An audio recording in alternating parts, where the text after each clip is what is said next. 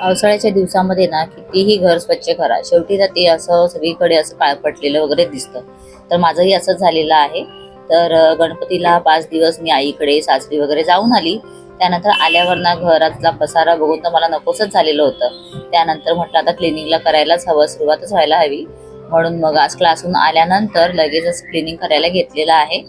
So इथे ना आता मी बाहेरचं थोडंफार स्वच्छ करून घेतलं, झाडू वगैरे मारून घेतला, बाहेरचं पुसून घेतलं आणि त्यानंतर ना आता मी किचनमध्ये क्लीन करते. तर साईडलाच ही मांडणी आहे ना, तर त्याच्यामधले सगळे डबे होते. तिथे सुद्धा मला असं ना काळवटल्यासारखं, अगदी फंगस झाल्यासारखं वाटत होतं. कारण 5 दिवस घर बंद असल्यामुळे ना पाऊस पण भरपूर होता, यामुळे असा झालेला ना सगळीकडे काळे काळे डाग वाटत होते. क्लासला जायच्या आधी म्हटलं आता हे कम्प्लीट करून घेऊया.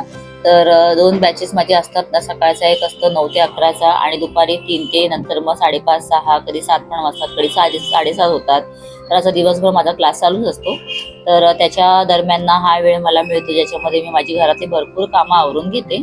सो आता ना बरण्या पण धुवून ठेवलेल्या होत्या, त्याच्यामध्ये सगळं मीठ भरायचं होतं, हळद भरायची होती, ते भरून घेतलं.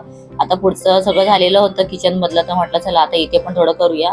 आणि साईडची वॉल आहे ना, ती पण मी आता सगळी पुसून काढली. आणि आता इथली जे वस्तू ठेवलेल्या आहेत म्हटलं ते पण करूया. ते सगळं केल्यानंतर थोडा वेळ ना बसली आणि थोडी कॉफी वगैरे घेतली, कारण आता मला क्लासला निघायचं आहे. म्हणजे हे आवरेपर्यंत ना कधी 3 वाजत आले मला कळलंच नाही. तर चला आता मी चालली क्लासला. तर मुलांबरोबरच निघालेली आहे आणि तिथून आल्यानंतर आता चहा वगैरे बनवला. छानपैकी चहा आणि ब्रेड खाऊन घेतला.